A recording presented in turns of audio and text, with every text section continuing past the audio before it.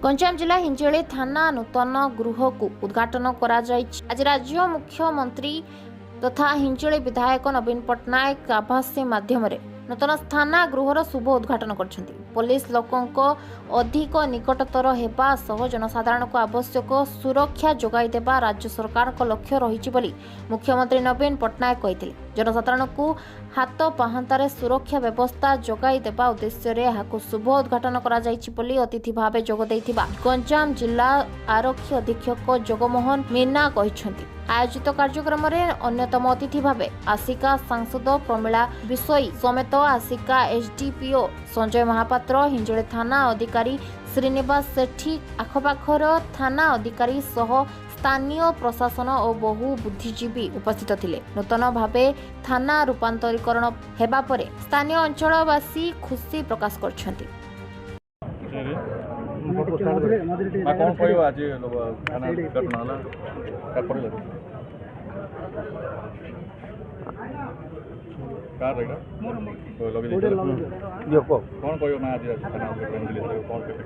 आज बहुत खुशी मोर हिंजिली कार्ड निर्वाचन मंडली बहुत खुशी।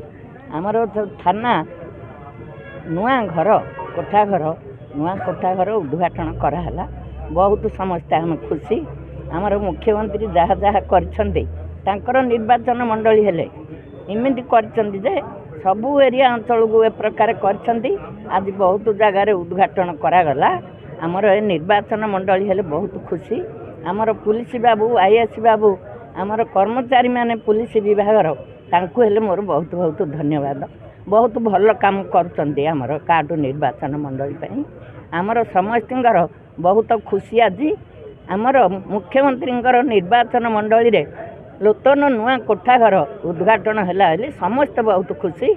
ए प्रकार ओडिशा रे केते जगार आज उद्घाटन होईछि सेथिबें आमर ओडिशावासी समस्ते खुशी। कार्ड हिंजिली कार्ड सबू निर्वाचन मंडली बहुत खुशी। मीडिया भाई मानू बहुत मोर धन्यवाद। पुलिस स्टाफ एसपी समस्त मोर बहुत बहुत आशीर्वाद। जगन्नाथ मंगल समस्त करंतु। कौन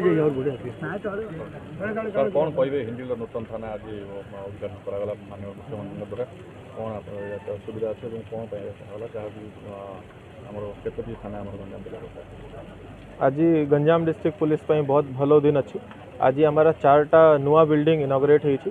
प्रथम छतरपुर थाना आज इनॉग्रेट होती, हिंजिली थाना बिल्डिंग नुआ इनॉग्रेट होती, एसडीपीओ पुरुषोत्तमपुर ऑफिस नुआ इनॉग्रेट होती, आउ Balipadar outpost under बुगड़ा police station नुआ इनॉग्रेट होती। मु सर्वप्रथम ओडिशा सरकार और माननीय मुख्यमंत्री को धन्यवाद जनाऊँ कि आम आज 4टा नुआ बिल्डिंग पाइचु और मु आशा करुँची और लोक मैंने आम प्रतिबद्ध अच्छु कि आम लोक मानक भलो सर्विस प्रोवाइड करी। कौन कौन सा सुविधा अच्छी जो नुआ थाना जो नुआ थाना है हमारा छतरपुर और हिंजिली रे 2टा जगह हमारा रिसेप्शन सेंटर रखा जाइए। भितर लोक मैंने आसवे जो कंप्लेंट देवाई आसवे सेल कराई तापर क्रैश ये कराई और ऑफिसर माने को रही और कांस्टेबल माने को रही बैरेक और रूम्स भी ये व्यवस्था अच्छी। तो मुझे आशा करुँची यदि हमारा पुलिस स्टाफ जनरल पब्लिक भलो ये फैसिलिटी पाइबे और आमे मध्य लोक माने को भलो सुविधा भलो रु सर्विस दे पारे। सर हिंजिली रे पूर्व लोक माने को एफआईआर पतन बारंबार दौड़िया पे पड़े आगो केमते कोन परिस्थिति होबा आइला केमते रहबो जेतु नूतन थाना उद्घाटन है। हमारा मो सरकार सिस्टम अंडर आमे काम करू छ। मो सरकार फीडबैक सेल भी डिस्ट्रिक्ट पुलिस ऑफिस रे हमारा काम करू छ।